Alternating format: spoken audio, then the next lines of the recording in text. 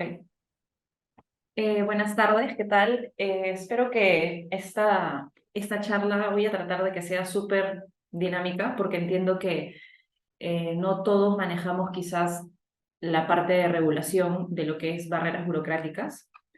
En esta charla vamos a tocar temas principales como el concepto de barrera en sí, cómo es que se entiende, cómo nosotros podemos identificar que estamos ante una barrera burocrática y cuáles son las metodologías de análisis que debemos realizar en el escrito de denuncia para que Indecopy pueda tener una visión mucho más clara y declarar finalmente una acción o una medida como una barrera. También vamos a ver cuáles son los efectos de la declaración de una barrera burocrática y algunas casuísticas que están o que han ocurrido en el sector de las actividades de comercialización de hidrocarburos. Ok, vamos a iniciar con el concepto de barreras. ¿Qué es una barrera? En realidad, eh, este concepto se encuentra regulado en el Decreto Legislativo 1256. Esta norma se dio en el 2016 aproximadamente para crear esta regulación en la que te establecían qué tipo de actos o actuaciones de la administración pública puede constituir una medida que es arbitraria o desproporcional o ilegal y no puede ser exigida a los usuarios, ¿no? ¿Qué es una barrera? Es una medida que es impuesta por una entidad pública y no solamente las entidades públicas pueden imponer barreras, sino también entidades del sector privado, siempre y cuando ejerzan una función administrativa. La función administrativa se encuentra regulada en la Ley del Procedimiento Administrativo General y señala la prestación de un servicio. Entonces, tenemos que las barreras pueden ser declaradas, por ejemplo, por municipalidades, por ministerios, por organismos públicos, organismos reguladores, por colegios profesionales, ¿no? Como el caso de entidades privadas, y universidades, ya que se entiende que estas brindan un servicio y están reguladas bajo la Ley del Procedimiento Administrativo General. Entonces entendamos que esta barrera va a ser una medida. ¿Y esta medida dónde puede estar contenida? En actos administrativos, como es la emisión de una improcedencia, por ejemplo, a una solicitud de licencia. También puede estar contenida las barreras en disposiciones administrativas, que vienen a ser por excelencia las normas, ¿no? Los reglamentos, las ordenanzas que emitan las municipalidades. Y también la norma prevé que una barrera burocrática también puede estar contenida en actuaciones materiales. ¿Qué quiere decir esto? Que en una municipalidad, por ejemplo, no me dejó ninguna resolución, no me dio ningún acto administrativo, no existe una norma, pero sí realiza una acción que para mí me genera un perjuicio en mi acceso o permanencia en el mercado. No me impide, o sea, me impide realizar mi actividad económica, ya sea porque me están negando una licencia, porque me están exigiendo requisitos que van más allá de la competencia de la propia entidad, me están limitando mi actividad o me están prohibiendo realizar una acción, y también cuando realizan cobros que no se encuentran debidamente sustentados. En el sector, por ejemplo, en el caso de anuncios publicitarios, no sé qué tan factible sea de que una municipalidad te pueda cobrar por caras en los anuncios publicitarios o que te realice cobros que no están debidamente aprobados en un TUPA. Entiéndase que esto es un cobro ilegal. Más adelante vamos a ver las metodologías de análisis. Pero importante es, primero, identificar la barrera, que puede ser una exigencia, un requisito, una limitación, una prohibición o un cobro, por parte de una entidad, ya sea pública o privada, que realice una función administrativa y que ésta esté contenida en actos administrativos, disposiciones administrativas, que son las normas con carácter general, y las actuaciones materiales. Una vez que hayamos hecho este checklist de dónde se encuentran, si estoy frente a una barrera o no, tengo que identificar qué está afectando esta acción por parte de la entidad, ¿no? Siempre tienen que afectar mi acceso o me obstaculiza, por ejemplo, la permanencia de mi actividad económica en el mercado, y también van a ser barreras cuando afectan la simplificación administrativa. A raíz de ciertas modificaciones en la Ley del Procedimiento Administrativo General, por ejemplo, las entidades públicas no pueden exigir documentos que ellas tengan en su acervo documentario, como por ejemplo el DNI. Entonces, ojo que hay que tener una diferencia ahí, porque el DNI, si bien está prohibido solicitarse, pero la presentación o mostrar el DNI sí es válido, ¿no? Entonces, cualquier hecho que afecte a la simplificación administrativa y las normas que están reguladas en la simplificación administrativa va a constituir una barrera. Entonces es súper importante identificar si estamos frente a una barrera, si es una exigencia, dónde está contenida, quién me la está imponiendo y qué está afectando. Una vez que pasemos este filtro, podemos decir, ok, estoy frente a una barrera burocrática y voy a ver si esta barrera es ilegal o es carente de razonabilidad para que sea evaluada por Indecopi. En barreras existen dos tipos de metodología: el análisis de legalidad y el análisis de razonabilidad.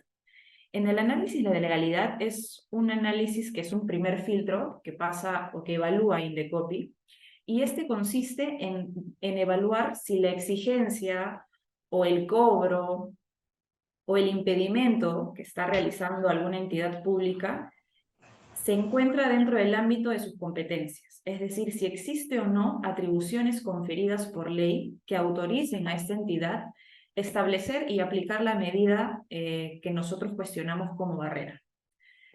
Por ejemplo, entendemos que las municipalidades, que son usualmente las entidades que pues imponen más cantidades de barreras al sector, tienen la función de regular las actividades comerciales en el sentido de emitir licencias de funcionamiento.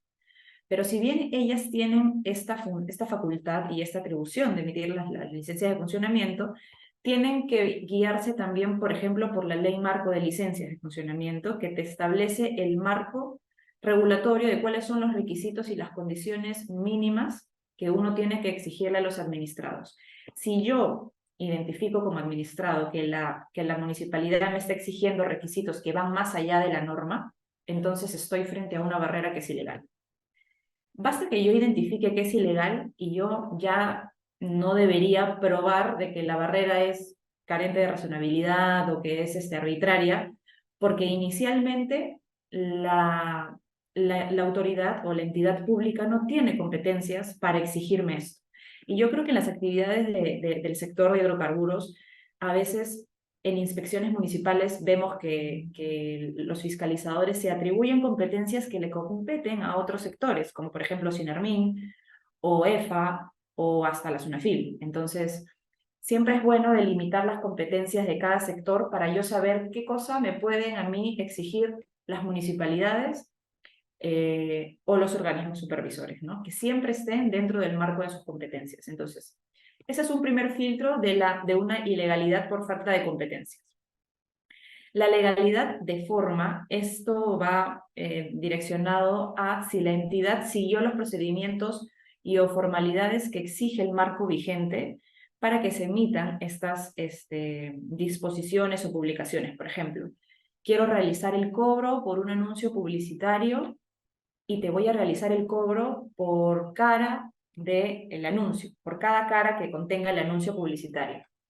Pero en el TUPA no establece ese cobro, no se ha aprobado y por ende no ha seguido un procedimiento formal. Entonces, si yo veo que me están exigiendo un cobro que no está regulado, que no está aprobado, y si son tasas, en este caso tiene que haber alguna ratificación de la municipalidad provincial, y si no existe esa ratificación, por ejemplo, estoy frente a una barrera burocrática ilegal en una ilegalidad de forma.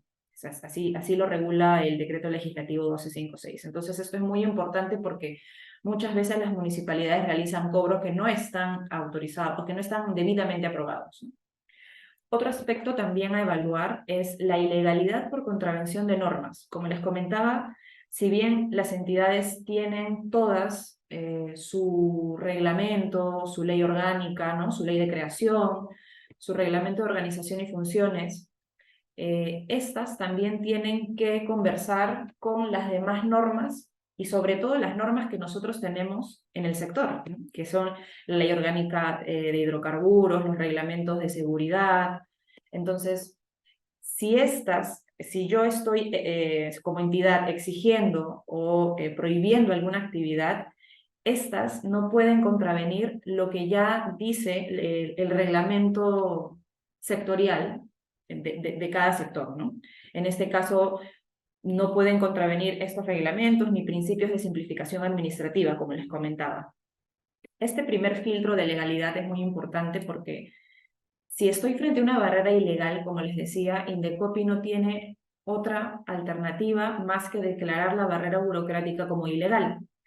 Y si esta está contenida en una norma, por ejemplo, que sabemos que la norma va a afectar a un determinado grupo de personas, porque una norma no sale para una empresa, sino para un sector, pues esta barrera burocrática se declara ilegal con efectos generales. Entonces, es ahí me parece un buen argumento para Indecopi para decir, ok, si yo le exijo si esta entidad está exigiendo esta barrera a una persona o a una empresa, sé que también lo puede hacer con otras, entonces por eso es que los efectos podrían ser generales, ¿no?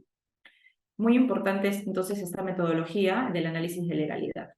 Ahora, en la metodología de razonabilidad es donde las empresas más fallan en sustentar por qué estoy frente a una barrera. Muchas veces Indecopi declara improcedente las denuncias porque no se ha seguido o no se ha probado que la medida sea arbitraria o que la medida sea desproporcional. Esto lo tiene que hacer, aquí he dividido, como pueden ver, en dos partes, lo que debe probar el denunciante y lo que debe probar la entidad. Entonces, primero veamos qué cosas debemos probar nosotros como empresas o como actores o agentes económicos en el mercado cuando estamos frente a una barrera burocrática que es una medida arbitraria. Si o sea, se entiende por medida arbitraria cuando no está justificada. Por ejemplo, sale una ordenanza en la que señalan que para yo emitir una compatibilidad de uso o una licencia de funcionamiento, tienen que acreditar las estaciones de servicio que se debe cumplir con la normativa del sector o el reglamento de seguridad en estaciones de servicio. Entonces, si esta medida o si esta exigencia no está debidamente justificada, y para esto se debería revisar la exposición de motivos, si tuviese la norma, o algún informe técnico, que a través de un acceso a la información pública uno puede solicitar el informe técnico o el informe legal que sustenta la emisión de la norma. Si no existe esta justificación, entonces es evidente que estamos ante una medida arbitraria, una medida que no es justificada. Por ejemplo, existe una ordenanza que establece las distancias mínimas en establecimientos de venta al público de combustibles y establece que son 250 metros. Esta norma, por experiencia, ya ha tenido algunos cuestionamientos de barreras burocráticas y no se ha determinado que la Municipalidad Metropolitana de Lima justifique por qué exigen 250 metros. Entonces, al no existir esta justificación, esta medida fue declarada como barrera. Para casos específicos, justamente esto se dio antes de la última modificación de la norma de barreras que ocurrió en mayo de este año. Entonces, han hecho cambios que están haciendo un poco más, dinamizando más el mercado, ¿no? Y otra medida que puede ser también arbitraria es cuando esta medida impuesta no es idónea, o sea, no es la mejor. No es la mejor para los fines que persigue la norma. Y una medida desproporcional es la que va a ser la medida más excesiva. La entidad siempre, al momento de emitir alguna disposición normativa, tiene que probar de que ha tenido diversas opciones y que ha escogido la mejor para el problema que quiere solucionar. Entonces, si existe el problema y si yo tengo opciones, tengo que haber elegido la mejor y la menos gravosa, porque si es la más gravosa, entonces estamos frente a una medida desproporcional que posiblemente califique como una barrera. Entonces, esto es muy importante de nosotros poderlo comprobar y esclarecer en los escritos de denuncia cuando vamos a presentar una barrera. Por otro lado, la entidad, cuando es denunciada ante Indecopi, tiene la obligación también de comprobar de que las medidas que están cuestionándose como barrera, que la medida no sea arbitraria y que la medida es, bueno, y que no es desproporcional. Entonces, si la medida persigue una finalidad pública y es de competencia de la entidad, eso tiene que estar bien establecido en el escrito de contestación por parte de la entidad. Tiene que acreditar de que existe un problema que amerita la emisión de la norma. Una entidad no puede, una municipalidad, un ministerio o los organismos reguladores no pueden crear procedimientos o exigir medidas que no tengan como fin solucionar un problema o atender alguno. Entonces, esto es muy importante para nosotros poder evaluar los expedientes, ¿no? Y también que sea una medida idónea para solucionar el problema detectado. Respecto a las medidas que son desproporcionales, la entidad tiene que acreditar de que ha realizado un análisis de costo-beneficio y también que la medida es menos gravosa, porque de lo contrario, al no haber realizado este análisis, se entiende de que la medida carece de una razonabilidad que justifique su aprobación. Entonces, el Indecopi, por ende, está en la obligación de evaluar y declarar esta barrera como una barrera carente de razonabilidad. Pero para llegar a este análisis de razonabilidad, siempre primero se va a pasar el filtro de competencias, que es el análisis de legalidad. Si yo paso el filtro de competencias, es decir, si yo identifico que la entidad sí tiene competencias para emitir esa norma o realizar esa actuación o emitir ese acto administrativo, entonces paso a hacer un análisis de razonabilidad. Entonces mi denuncia tiene que contener tanto un análisis de legalidad y un análisis de razonabilidad. Y el más importante y en el que Indecopi siempre se fija y pone más énfasis es en el análisis de la razonabilidad, porque es ahí donde muchas entidades, muchísimas, cometen el error de sacar normas, emitir actos y no están justificados. Entonces eso es muy importante porque hace que se active la posibilidad de que se declare como barrera. Ahora, veamos los efectos que se pueden generar cuando Indecopi declara barrera burocrática. Existen los efectos generales y los efectos en casos en concreto. En los efectos generales van a ocurrir cuando se declare la ilegalidad de barreras burocráticas materializadas en disposiciones administrativas. Como ya les comentaba, si una barrera burocrática está contenida en una norma, Indecopi la va a declarar con efectos generales. Ojo que esto antes no estaba visto así, no estaba siendo tan cuestionado antes porque las barreras burocráticas, si bien existen desde muchos años atrás, recién la regulación ha ido afinando algunos temas y dándose cuenta que verdaderamente no sirve de nada declarar una barrera burocrática para una empresa cuando sé que la municipalidad la va a seguir aplicando para más empresas. Entonces, tienen estos efectos generales cuando la barrera burocrática está contenida en una norma porque se entiende que la norma aplica para todos. Entonces, la tengo que declarar la barrera con efectos generales.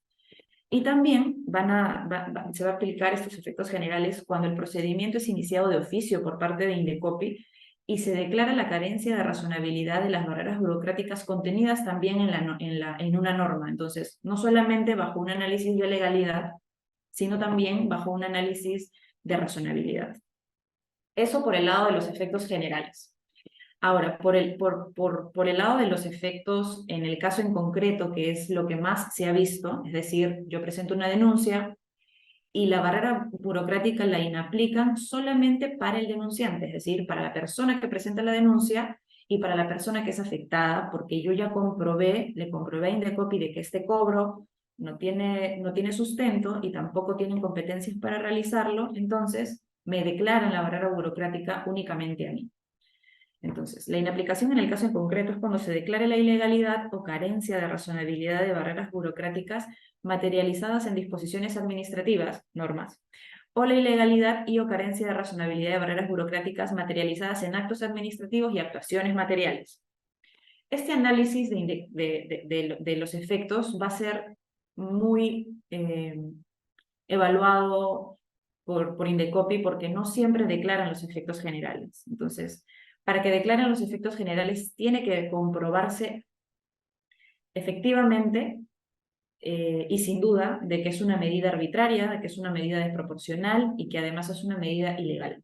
Y frente a esos actos, pues frente a esos casos, Indecopi sí declara las barreras burocráticas con efectos generales, que es lo más idóneo, porque no tiene sentido de que varias empresas presenten una barrera burocrática por lo mismo, sabiendo de que para la presentación de una denuncia, pues uno tiene que pagar un derecho de trámite, es un gasto, y cuando la medida va a afectar a todo el sector o a un cierto grupo de agentes económicos. Entonces es muy importante también hacerle ver a Indecopi que es una medida que puede afectar a un grupo.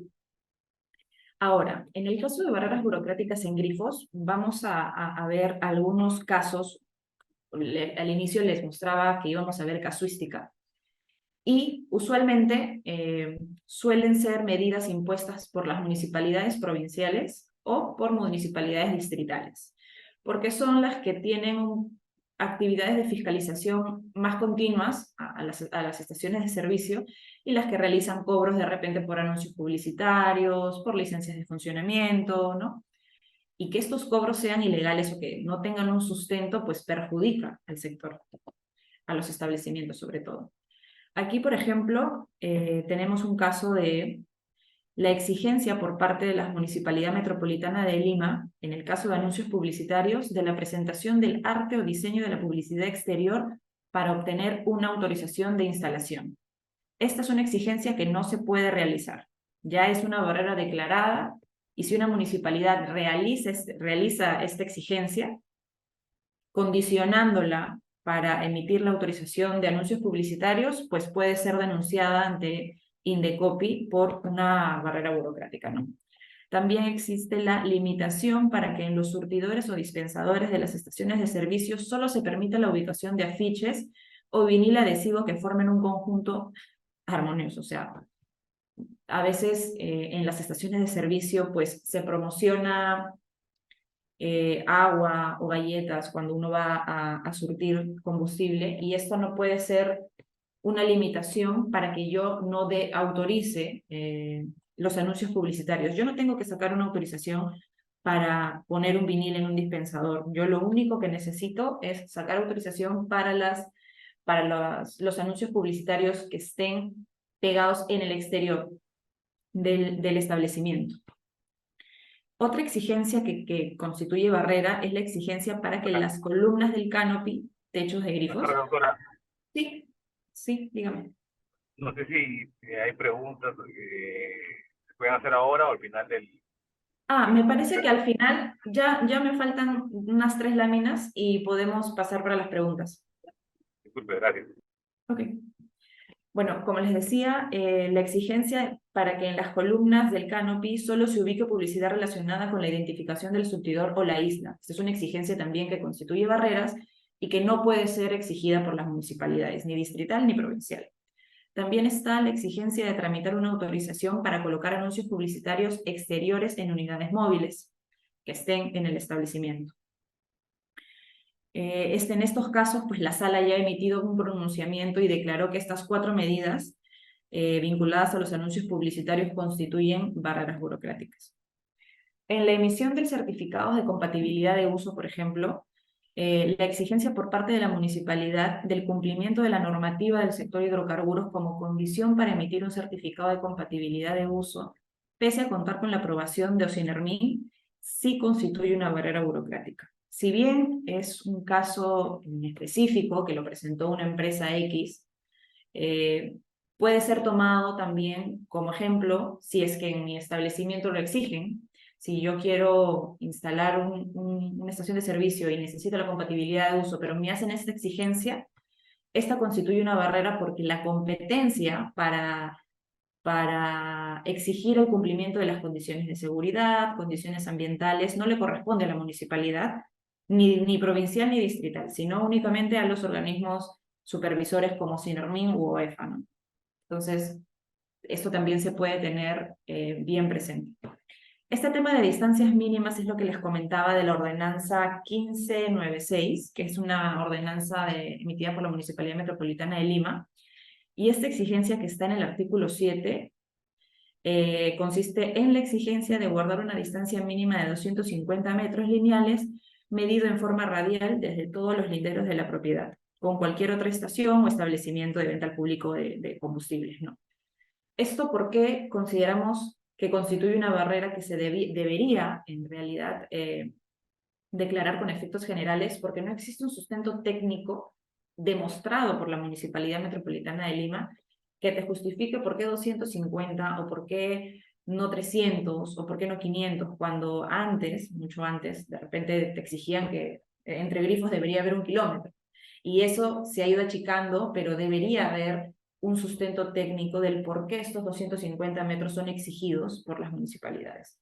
Entonces, la municipalidad, al no presentar esta información que permita demostrar que la exigencia cuestionada se encuentra justificada por un interés público, es posible que, bueno, es pasible de que sea evaluado por la sala o la comisión de INDECOPI, de eliminación de barreras burocráticas. Otro caso en grifos también es la exigencia de estudios de monitoreo. Aquí estamos viendo un análisis de legalidad porque esta exigencia es por parte de los organismos supervisores como es el OEFA, quien sí tiene competencias para realizar estos requisitos. Entonces, esta exigencia de presentar estudios de monitoreo dentro de los plazos establecidos a efectos de que las estaciones de servicio y tiendas puedan seguir operando es una medida ilegal y carente de razonabilidad, pero sobre todo es ilegal, ¿no? También está la exigencia de presentar un estudio de impacto vial impuesta a los establecimientos o edificaciones que se encuentren operando y que ocasionen impactos viales negativos, aunque dicho estudio no haya sido previamente requerido. La municipalidad no ha presentado ningún sustento que motive esta exigencia y por lo tanto ha sido declarado una barrera burocrática. Y otro caso importante que aún no ha sido evaluado por INDECOPI, pero como asociación nosotros estamos evaluando presentar una denuncia informativa, es la transferencia de fichas de registro cuando existen multas. OSINORMIN deniega o declara improcedente la transferencia de fichas de registro o la modificación de fichas de registro por datos, por cambio de titularidad y modificación de datos, cuando existe deudas pendientes anteriores. Si bien esta es una medida que, o sea, como toda entidad, OSINORMIN tiene el deber, la competencia y la atribución para solicitar el pago de multas, pero cuando estas multas vienen de años anteriores que nunca han sido cobradas o que ya están prescritas, utilizan un sustento que aún existe esta multa en el sistema de multas de la institución, entonces por eso no procede una transferencia.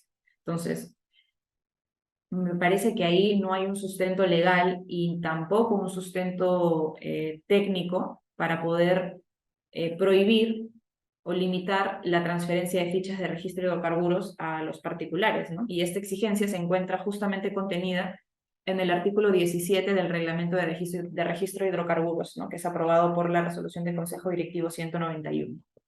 Este sí es un tema interesante que de repente más adelante lo vamos a comunicar a los asociados o a los interesados para que puedan quizás también brindarnos comentarios o apreciaciones respecto al tema, porque es algo importante que he visto algunos casos en los que se les está impidiendo que yo ingrese como un nuevo operador y se me impide esta acción porque simplemente existe una multa que ni siquiera es a mi nombre ni al operador al que se encuentra, sino a uno anterior, inclusive, ¿no? Entonces es un tema que puede ser evaluado también ante la comisión. Entonces, eso sería por todo de mi parte. Creo que ahora podemos pasar a las preguntas.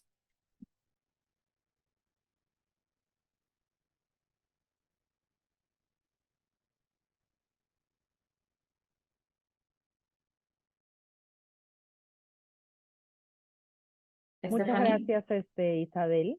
Muchas gracias. Sí, perdona, me estaba con el micrófono apagado. Vamos a dar inicio a la ronda de preguntas. Por favor, la mecánica es como ya la conocen cada uno de ustedes. Les quiero pedir, por favor, que levanten la mano. Ya de hecho tenemos una pregunta y yo les voy a habilitar el micrófono para que puedan hacerla y conversar directamente pues con la especialista a cargo, que es en este caso la doctora Tunki. José, bienvenido.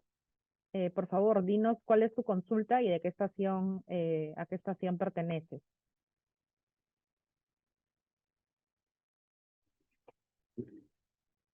Buenas tardes, doctora. Sí, José Marcelo, de la estación JE Operadores. La pregunta puntual, si han narrado casos puntuales con respecto a anuncios publicitarios, barreras burocráticas con respecto al tema de los 150 metros de una estación a otra, sería bueno conocer el sustento normativo legal del levantamiento de esta barrera, ¿no? Por ejemplo, hablaba la autora con respecto a Lima, existe ello. En el Callao también se aplica lo mismo. Ese es uno. Dos, si existe el sustento, si podemos tener acceso a estas preexistencias para poder, con argumento técnico, poder sostener una fiscalización de estos anuncios que pueden ir en las estaciones de servicio o esos anuncios que pueden estar en las islas sin solicitar un permiso, ¿no? Y el último, también los 250 metros sobre la red burocrática que ya existe en Indecopi, pronunciamiento sobre ello, ¿no? Gracias.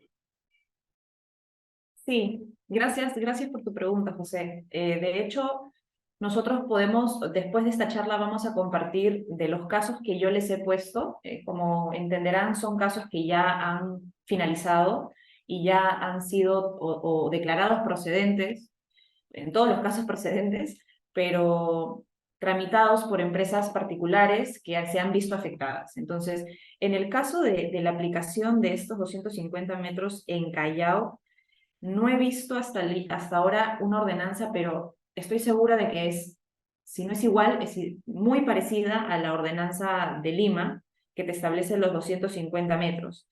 Y de hecho hay un análisis desarrollado por la asociación y también por otras empresas particulares del por qué esta exigencia no es posible aplicarla a las nuevas instalaciones, porque más allá de un tema técnico, porque existen distancias mínimas de seguridad también del surtidor y de todos los temas técnicos dentro de un grifo, pero de una distancia de otro establecimiento no está suficientemente sustentada, y tampoco por parte ni de Ocinermin ni de la municipalidad. Entonces, Indecopi, al ver de que no existe este sustento, es por eso de que en todos los casos que se han presentado barreras por distancias mínimas las ha declarado procedentes y las ha declarado fundadas. Entonces, como les comentaba, hemos identificado como gremio varios casos en los que vemos que Indecopi declara fundada la denuncia, y en vez de que ahorrarle chamba en realidad a Indecopi, en vez de que estar viendo caso por caso, nosotros presentar una denuncia informativa como sector, como gremio, para que a partir de eso no se le exija esta medida a ninguna empresa, y no solamente asociados, sino a cualquier persona que quiera poner un establecimiento y que sepa que cumple con las distancias que exige la norma del sector, que es emitida por el Ministerio de Energía y Minas y también por disposiciones de Ocinermin. Entonces, yo creo que es un avance bastante bueno el que vamos a hacer, y esto también se debe a que la norma recientemente ha sido modificada. Entonces recién dan esta posibilidad de que se puedan presentar, por ejemplo, denuncias informativas, y no necesariamente yo tengo que comprobar de que se me está afectando directa o indirectamente a mí. Yo, de hecho, ahora puedo deponer disculpen, una denuncia sin yo tener la actividad. O sea, yo pretendo instalar un grifo, pero como todavía no lo tengo, antes Indecopi me decía, entonces como no tienes la actividad, no es barrera, porque no te está afectando aún. Cuando te afecte, denuncia. Esa debe ser una interpretación que antes Indecopi tenía, y que con estas modificaciones que ha habido a la norma, me parece que han dado en el clavo, porque nos dan la posibilidad de poder justamente sacar cara, ¿no? Por el gremio y decir, oye, esta medida ya las has declarado antes barrera burocrática, entonces por favor, declárala con efectos generales porque si no va a seguir perjudicando a nuevas empresas que no tengan conocimiento de esto. Entonces, por ahí podemos alcanzar el sustento técnico, el sustento que se utilizó para justamente declarar como barrera burocrática este tema de los 250 metros y que ustedes tengan, cuando la municipalidad o cuando alguna entidad quiera cuestionar eso, tengan pues un instrumento que puedan mostrar y que también nos puedan exponer a los fiscalizadores, ¿no? Hacerles entender de que esto es una exigencia que no puede ser requerida. Y por otro lado, en anuncios publicitarios, como les comentaba en una charla anterior, existen unos lineamientos de Indecopi que también ha desarrollado, me parece bien, en el 2015 o en el 2016, Indecopi frente a los cobros de las municipalidades, porque a veces hay municipalidades que te quieren cobrar por tamaño, si tu anuncio es chiquito, te cobro 10, y si tu anuncio es grande, te cobro 100. Y te lo voy a cobrar todos los años. Así no cambies la publicidad o el arte, te lo voy a cobrar todos los años. Entonces, eso no tiene ningún sustento, no está aprobado ni siquiera en el TUPA, entonces no, eso es un cobro ilegal, es un cobro que no se puede realizar. Y estos lineamientos también podríamos pasárselos para que los puedan revisar y también van a estar colgados en las redes de AGES para que tengan conocimiento otros asociados respecto a estas exigencias que no pueden ser realizadas por las municipalidades. No sé si atendí tu consulta.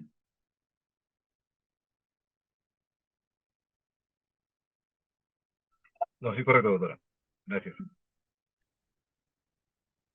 Gracias, José. Yo saber, te habilito el micrófono, por favor, para que puedas hacer tu consulta. Bienvenida. Gracias, ¿qué tal? Buenas tardes. Mira, mi consulta, Isabel, era justamente algo que tiene que ver con el tema que hemos tocado ahora y una de las últimas charlas sobre la competencia de las municipalidades en el tema de sanciones, ¿no? Por ejemplo, hay una municipalidad que cuando va a fiscalizar la estación, observa, por ejemplo, vehículos estacionados en la playa, ¿no? Que no están abasteciendo en ese momento y querían incluso multarnos, porque por un tema de orden. Igualmente, cajas que estaban fuera del mini market. Entonces, pero ¿qué pasa? Con nosotros, justamente el administrador le refutó, o sea, no está explícito en ni por Sinermin ni en la misma ley orgánica de las municipalidades que no es competencia de ellos fiscalizar la playa, ¿no? De la estación. Entonces, ¿cómo poder sustentar eso o con qué argumento o en qué nos podemos basar, ¿no? Para que no ocurra Claro. eso. Sí, te entiendo, te entiendo. De hecho, he escuchado algunos casos respecto a parqueo en grifos. Lo que sí de repente está prohibido es que dejen vehículos 24 horas, de repente 1 o 2 días, dentro de la estación y esta impida el libre tránsito de los vehículos cuando quieran surtir. Eso sí no se puede realizar. O sea, no, ningún vehículo puede quedar estacionado porque la municipalidad, pasadas 48 horas, si un vehículo está en la calle, por ejemplo, llega la grúa y se los levantan porque no están estacionados en lugares prohibidos. Pero en el caso de ustedes, cuando me comentas que porque hay muchos autos y por un tema de orden, sobre todo es importante que ustedes durante la fiscalización o el administrador deje constancia en el acta de que no existe o sea, que no, el fiscalizador tiene la obligación principal de decirte, estás infringiendo tal artículo. Ellos usualmente van con un cuadro de multas y, por ejemplo, si te dan una multa por ruidos, te dicen, estás incumpliendo tal código. Entonces, si ese código no tiene relación con los hechos que están constatados, es decir, por afectar el orden público, pero te están multando porque hay carros dentro del establecimiento, no tiene ninguna relación. Entonces, eso es importante que tú lo dejes en el acta, porque el acta es evaluada por los jefes de estos fiscalizadores y quizás en la evaluación decidan archivar el procedimiento porque no hay un sustento. Entonces, Entonces, sí es importante que durante la fiscalización uno deje las observaciones, grabe videos, pida identificarse a los fiscalizadores, porque ellos tienen la obligación de no solamente ir y dejar la notificación. De hecho, una actividad de fiscalización no siempre termina con una sanción. Te pueden dejar un acta de verificación, te pueden dejar un acta de constatación, y ahí decir, se constató vehículos, 6, 7 vehículos estacionados y que causaban, no sé, disturbio, por ejemplo, pero eso no amerita una sanción. Entonces, frente a estos hechos, sí es importante de que el administrador maneje estos temas de fiscalización municipal, porque muchas veces por desconocimiento y temor firmamos y recibimos las notificaciones, pero no dejamos constancia en las actas, en las actas que yo no me encuentro de acuerdo con la sanción porque no hay un sustento normativo. Entonces, frente a anuncios publicitarios, igual no tienen por qué exigir una autorización por cada anuncio que uno tenga. Y justo en estos lineamientos que tiene Indecopi está súper claro. Claro que cuando ocurre esto, pues nosotros no tenemos la inmediatez de ir a Indecopi y denunciar. Justamente ahora con esta nueva metodología que Indecopi ha abierto de una denuncia informativa, a través de la web uno puede señalar la municipalidad tal está exigiendo tal medida que no se encuentra sustentada o no, y Indecopi lo va a evaluar. Quizás no, sé que no van a ir y van a fiscalizar en ese momento, pero sí te tienen la obligación de responderte en el mismo día para decirte que al menos lo están evaluando. ¿Cómo? A ver, disculpen los inconvenientes que hemos tenido, lo que pasa es que hemos tenido un inconveniente con la laptop de Isabel, pero quería saber si teníamos alguna otra pregunta adicional para poder atenderla.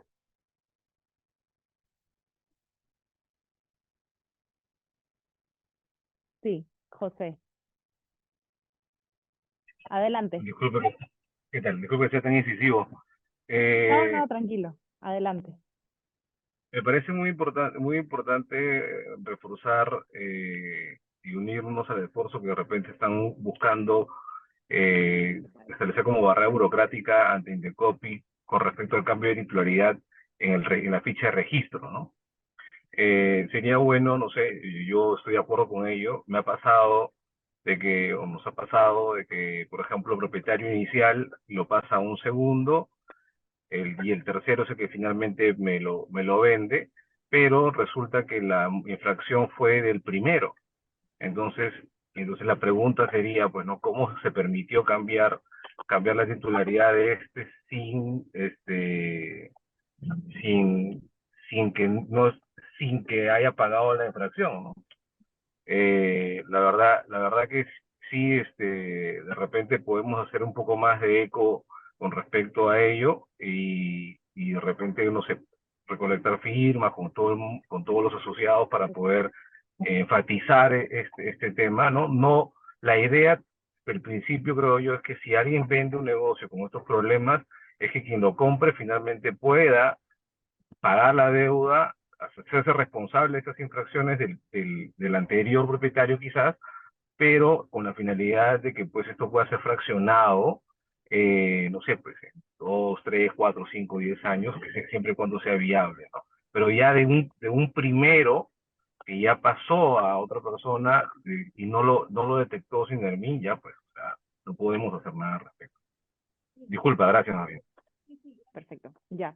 Te agradecía, José, por tu comentario, porque me parece importante que como gremio nosotros de repente podamos tener un criterio para poder realizar este tipo de escritos, ¿no? Y presentarlos a Indecopi, pero es importante también conocer las opiniones y aportes de los asociados que quizás tengan una visión o de repente su equipo legal también tenga una visión un poco más amplia y enriquecer cualquier tipo de acción que nosotros como gremio podamos hacer, ¿no?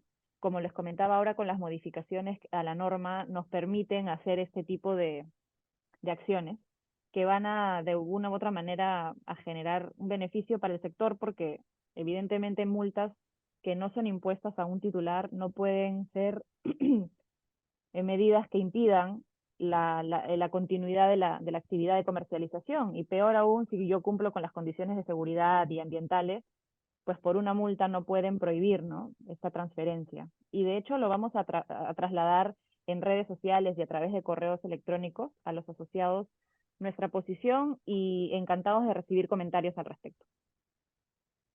Sí, Rafael. Doctora, muy buenas tardes. ¿Cómo es usted? Le habla Rafael Ortiz de JW Oliver. ¿Qué tal?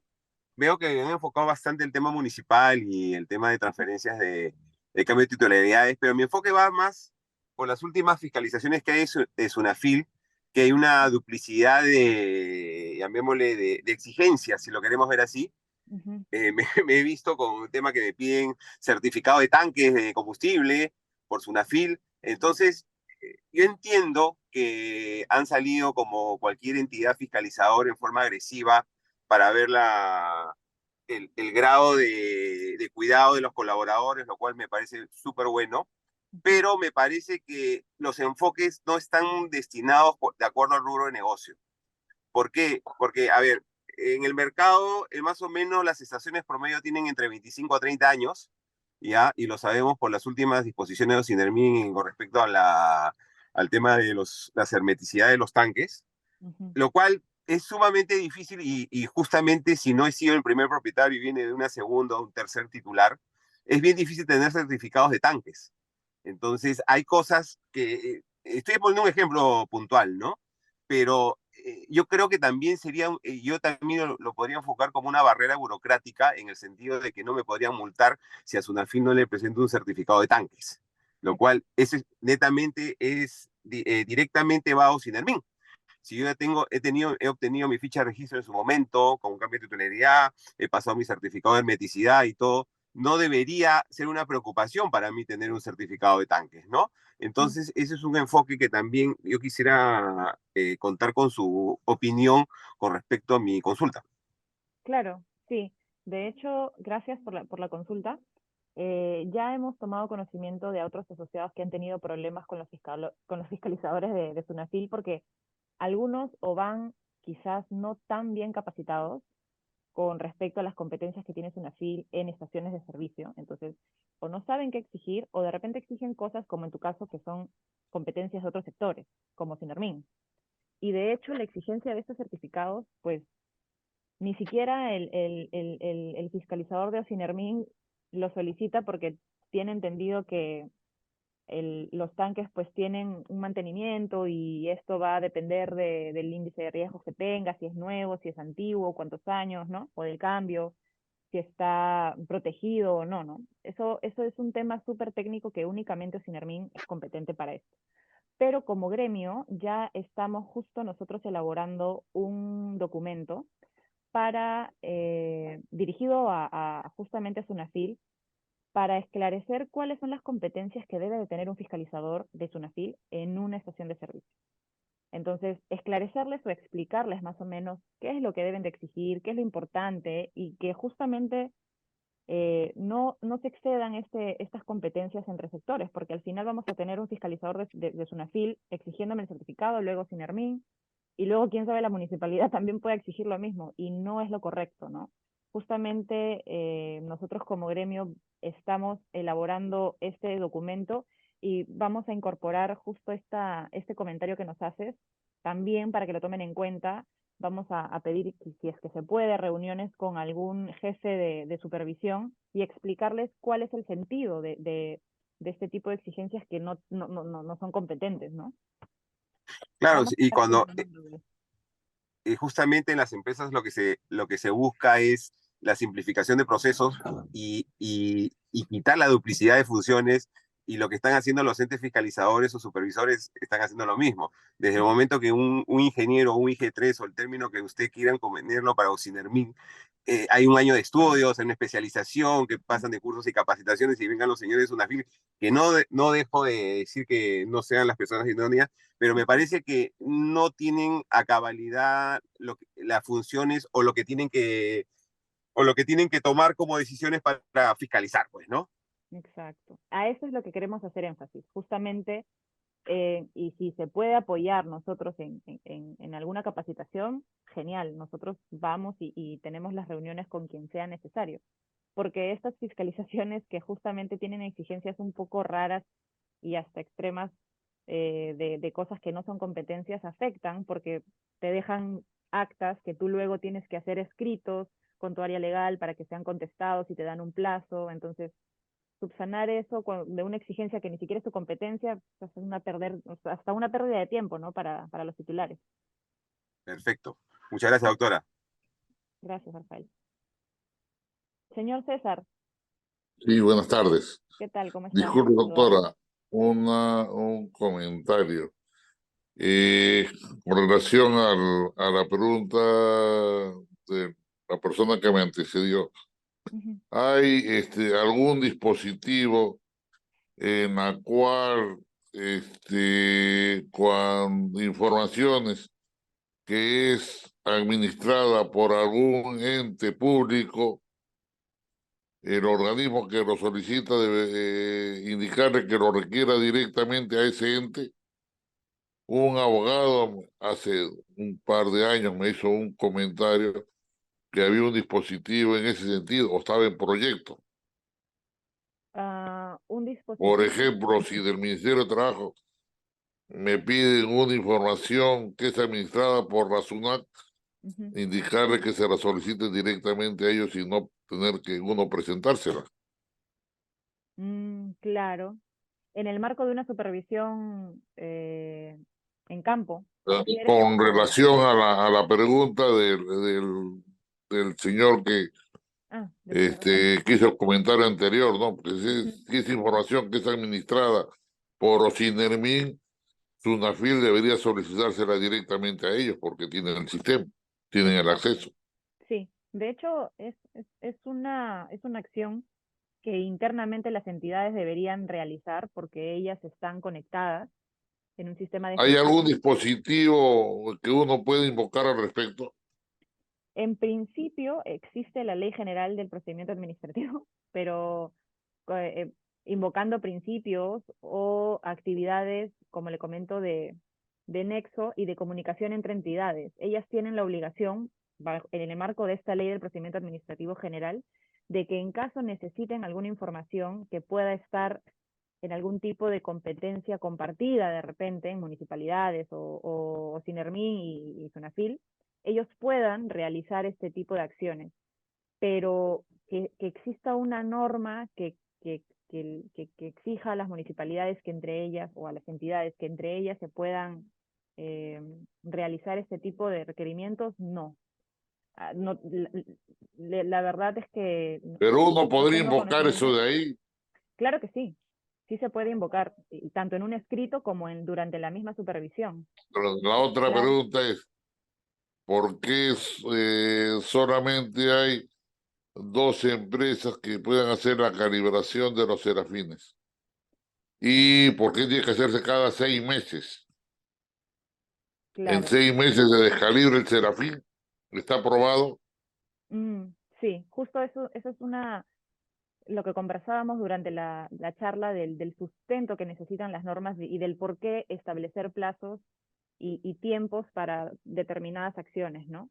Eh, Entiendo que en el mercado, pues, existen varias empresas que realizan esta calibración, pero no todas están acreditadas ante INACAL como lo establece la norma. Pero solamente hay dos, dice que están, ¿cómo se llama? Acreditadas. Ujú. Y la Sí. otra es, en 6 meses se descalibra el serafín. Si solamente se utiliza una vez cada 60 días. Ujú. Sí, es un argumento que también podríamos nosotros trasladar a manera de consulta a Ocinermin y contactarnos con ellos, porque tampoco nos han remitido, como le comento, el sustento, ni esta exigencia, ni un listado, por ejemplo, de empresas que realicen esta calibración. Y no solamente pasa con la calibración, sino me parece también con la hermeticidad de tanques, ¿no?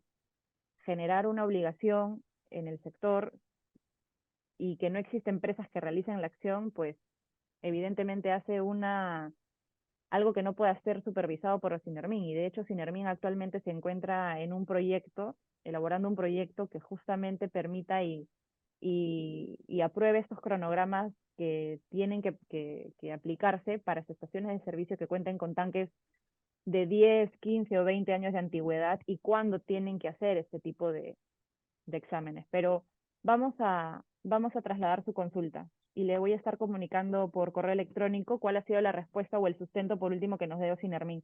Y en caso no exista, podemos también trabajarlo como un argumento de barrera, ¿no? Evaluarlo aquí en el área legal de la asociación.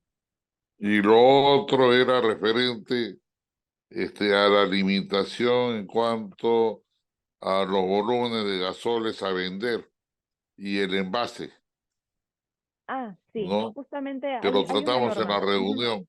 sí, ¿Ya? hay una norma Deberían, que... ellos dicen, por el posible derrame, pero ujú, no toman en cuenta de que para extraer el gasol hay infinidad de equipos, ujú, exacto, y de hecho ¿no? hay una norma que te permite trasladarlo en cilindros, que son mucho más grandes de los 5 litros que te permite por un caso de Afirmativo. emergencia. Entonces, Y sí hay se bombas puede. manuales para poderlo extraer, Ujú, ¿no? exacto. Pero hacen de arranque y dicen, no, que está prohibido, ¿no? Eso, Se eso les importan corresponde. líquidos más corrosivos, más peligrosos que los Ujú, gasoles, ¿no? Y se trasladan vía terrestre, no sé por qué el grifo no lo puede vender. exacto. Justo Ya, ok, le puedo pasar a su correo la norma del transporte en cilindros, que son con ok, una capacidad más grande. Le ya. voy a pasar por correo. Muchísimas gracias. Gracias a usted, señor César. Les quiero agradecer a cada uno de ustedes por su presencia, a la doctora Tunki por su valioso aporte el día de hoy. Y bueno, sin antes, no quiero terminar esta escuela de capacitación virtual sin antes pues comunicarles que el 7 y 8 de noviembre se va a realizar en la Cámara de Comercio de Lima el sexto Congreso Nacional de Grifos y Estaciones de Servicios, el cual tiene por tema masificación del gas natural, GNL y transición energética. Para mayor información, no duden en contactarse al correo de secretaría @ages.org.pe o a los números que figuran en nuestras plataformas digitales. Cualquier información que necesiten, estamos a su disposición. Y muchas gracias por acompañarnos el día de hoy. Que tengan muy buenas tardes todos. Hasta luego.